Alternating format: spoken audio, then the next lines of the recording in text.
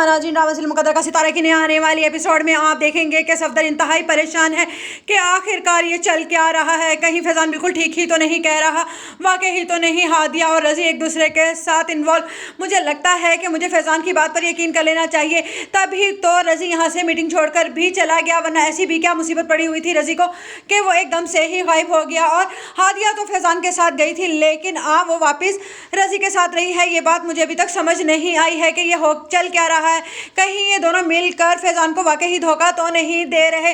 जब कहेगी सफदर की आपा के मैं जा रही हूँ कि अब रमशा और रज़ी मिलकर शॉपिंग कर लें, उस पर सफदर कहेगा कि अभी ऐसा कुछ भी नहीं होगा, क्योंकि अभी मेरा नहीं ख्याल कि ये शादी होनी चाहिए। मैं अभी इस बारे में सोच रहा हूँ कि रज़ी को मेरा दामाद बनना भी चाहिए कि नहीं, वो इस काबिल है भी कि नहीं।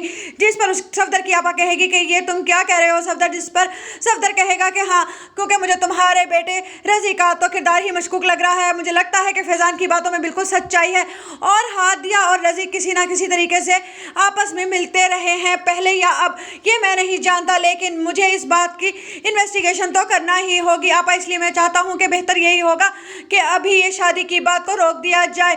जिस पर शीना बेगम कहेगी सफदर आपने ये बहुत अच्छा किया, मैं तो आपको पहले ही समझा रही थी कि हादिया का किरदार कोई इतना भी नेक पारसा नहीं है। आपने देखा नहीं फिज़ा के बारे में भी तो इसी तरह से बातें उछाली गई हैं। मुझे लगता है हादिया और फिज़ा की तरबियत अलीम भाई ने कोई ख़ास नहीं की। आप पर तो बहुत भरोसा करते थे ना अपने दोस्त की ये परवरिश पर, लेकिन देख लिया आपने। पहले आपने फिज़ा को देखा कैसे रातों को छुप छुप कर वो एक लड़के से मिल रही थी, और अब ये रज़ी और हादिया का चक्कर। मेरा फैज़ान दिनों दिन आपसे कहता रहा कि ये दोनों आपस में मिले हुए हैं, लेकिन आपने इसकी कोई बात पर यकीन नहीं किया।